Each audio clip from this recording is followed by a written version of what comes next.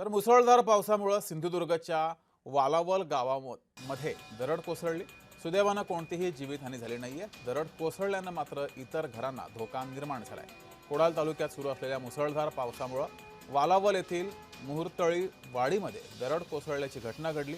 या दुर्घटनेमध्ये स्थानिक रहिवासी सुधाकर राऊत यांचं घर अत्यंत धोक्यात आलं असून प्रशासनाकडून तातडीनं उपाययोजना आणि मदत न मिळाल्यास मोठी दुर्घटना घडण्याची शक्यता आहे।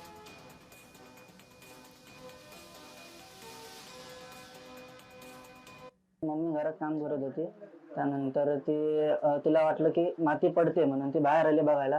तेवढ्यात मोठा दगड पडला खाली आणि भिंत लावून आदळला, त्यामुळे स्टँड वगैरे सगळं पडलं आणि त्याचं नुकसान झालंय। कंप्लेंट केली ग्रामपंचायतीमध्ये, ते सरपंच तलाठी वगैरे आलेले, त्यांनी आम्हाला नुकसान भरपाई द्यावी आणि हे दगड आधी आहेतच वरती, एक दोन आहेत, ते पडू पण शकतात, मग त्याला संरक्षण भिंत वगैरे गायची व्यवस्था करावी।